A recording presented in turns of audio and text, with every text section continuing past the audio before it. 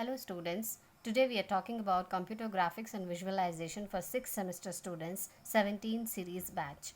We are going to discuss topics from module 2 regarding 2D geometric transformations and 2D viewing, and the contents would be,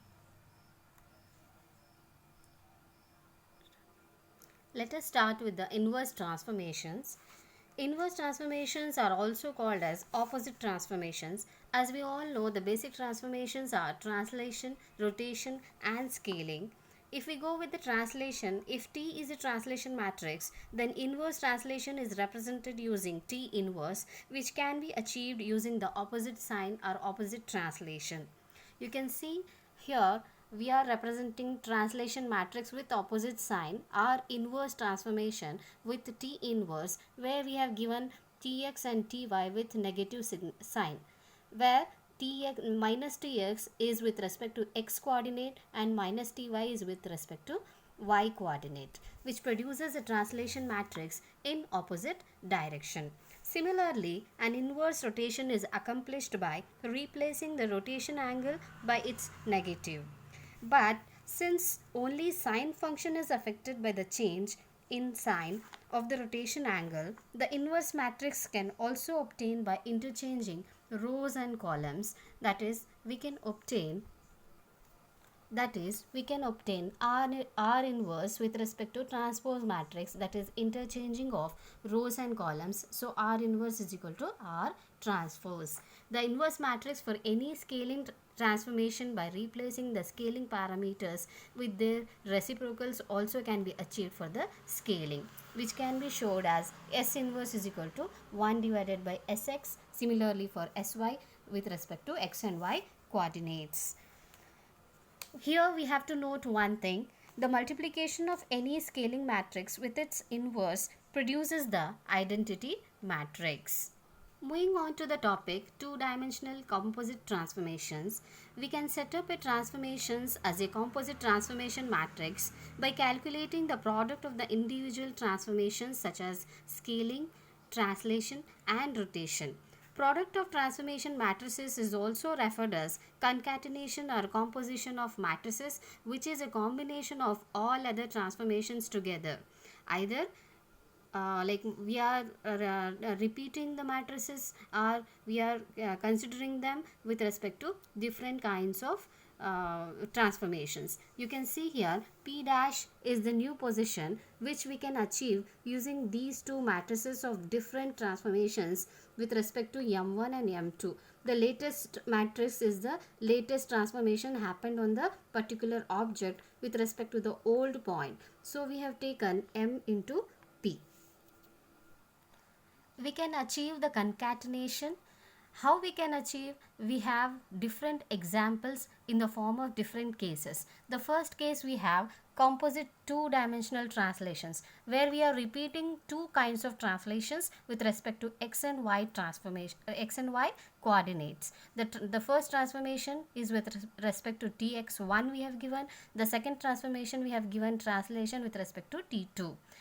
See here, two successive translations have been given to achieve the P dash, that is a new point after this. So these two have been multiplied with the previous point P. So the matrices have been provided as a composite transformation matrix as Tx, T2x, T2y with respect to T1x, T1y, where we have additive matrices for the successive translations. Therefore, which we demonstrate here two successive translations with the additive property.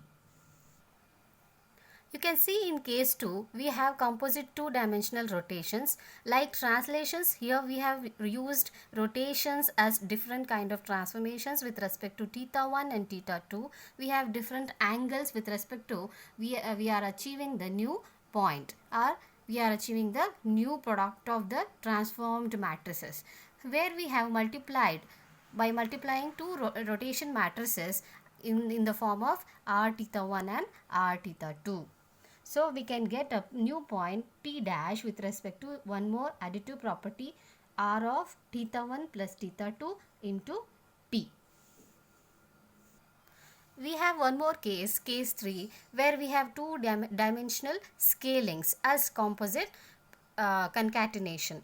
See here, we have Sx2, Sx1. We have two different scalings with respect to x and y coordinates. We are getting the successive scaling operations with the multiplicative property here.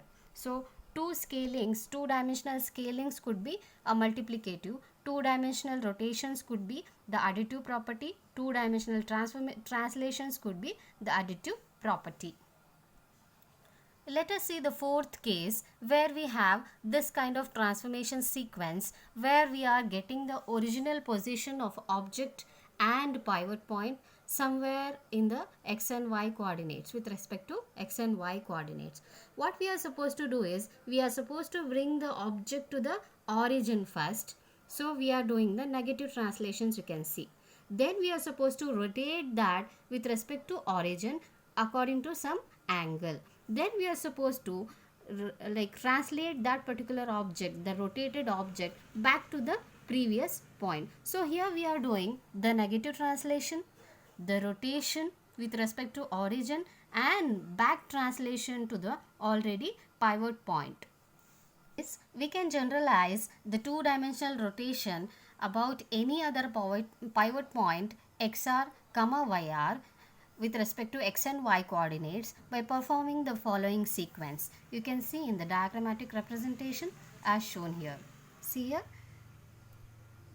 the first point we could do is translate the object so that the pivot point position is moved to the coordinate origin, rotate the object about the coordinate origin, and then translate the object so that the pivot point is returned to its original position, and the matrix could be given with respect to this. This is the negative translation. Then we are rotating around the origin and we are translating it back to the original position. So the resultant matrix would be this.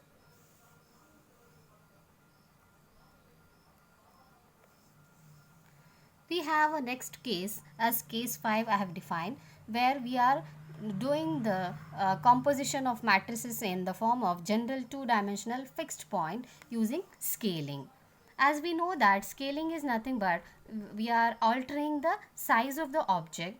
You can see here we have origin position of object at some fixed point with respect to xf comma yf. Then we are translating the object to the origin or the fixed point with respect to the origin. Then we are scaling the object to some size with respect to the origin, and that particular scaled object we are translating back with respect to xf and yf again. So this we can do in once again in the following sequence. We translate the object so that the fixed point coincides with the coordinate origin. Then we scale the object with respect to the coordinate origin. Then we use the inverse translation to go to the step 1 so that it has to return back to the normal position. And the matrices can be given in the form of this: the negative translation, the scaling, and the positive translation again, so that we get the normal matrices.